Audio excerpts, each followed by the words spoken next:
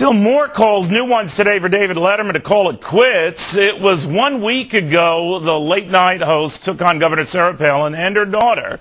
Since then, the former vice presidential candidate has dominated the headlines. Proof that the governor is still very popular in America? Well, Jeri Thompson certainly thinks so. Jeri, of course, co-host of the Fred Thompson Show. Jeri, what do you make of this? A week later, still a lot of juice to this story. You know what? There's a lot of juice. I think it takes some time for some people to sift through a lot of the muck and really find out the stuff that they get upset about. You know, everyone's busy running their kids back and forth to graduation from school and the grocery store, and by the time we hear it, we start to realize this is something we want to fight against. All right, now I'm not even going to be here to judge whether remarks are tacky or ridiculous or over the top, or whether it's a comedian's purview or whatever. I am here to say that there are a lot of people obviously gunning for her. And what does that say either about her or the sympathetic reaction that has developed around her? Sure. Well, I mean, this story's been told, probably 14 or 15 times since last week, even on Fox. And I'm sure most of your listeners have heard this and your viewers have seen this. But, of course, it's obvious with 14 ethics charges that they tried to file against her, which she fought against every single one and won, which, of course, the mainstream media doesn't ever cover. We do want to give her credit for that. But it's not just Sarah. It's not just Sarah that we're fighting for. And it's not just Sarah that we should be talking about today. And one of the stories in Iran that's not even being talked about is Mrs. Mousavi. This is one of the biggest stories out of Iran that no one's even talking about here, and that's the fact that a woman was one of the biggest charges, was one of the biggest stories there because of her ability to speak out. She had more people riled up than probably her husband even did during this election. Well, do you think that Governor Palin would have gotten this response, though, Jeri, had she been like Sam Palin? You know what I'm saying? That because she's a woman, because of this, it got more attention. And sure, well, she's a lightning rod. Go ahead. She's a lightning rod, but here's what I do want to say a couple other things.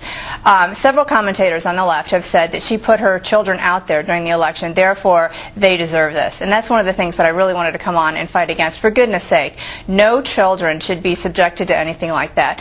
And the other thing I wanted to say is I thought we were well past the argument of, well, officer, she told me she was 18. I don't think that works for anybody, including David Letterman, whether he wrote the joke or not.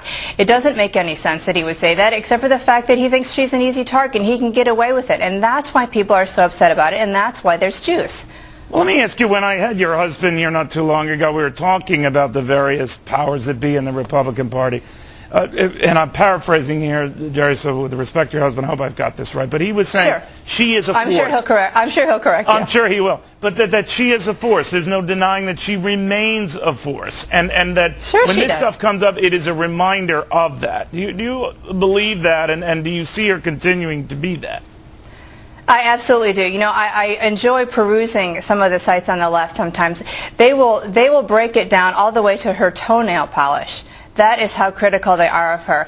I think she has a charisma that's undeniable. I think she definitely is a lightning rod. And yeah, I do think because she's a woman, she gets some special treatment, and not altogether good. There is no one on the left that has taken the grief that she's taken, and there's no one's children on the left. Can you imagine the outrage if a Republican or a conservative commentator had come out and said the things about the Obama children or the Biden grandchildren that have been said about Sarah Palin's children? It's so clearly biased that it is, you almost don't even want to talk about it anymore. It's a yeah, what else is new story.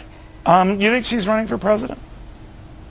I have no idea. But if she does, I know she'll have the power of a lot of people behind her, and a lot of people, including the National Organization for Women.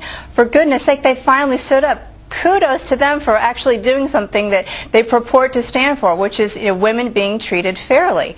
They stood up and put him in their I think it was Hall of Shame, right. For what he has done. And this is the first time they've actually stood up for a pro-life woman, I think, in my memory. It was the first time. Jeri, thank you very much. Always good seeing you. My best to that lesser half guy. Thank you. All right. Thank you so much.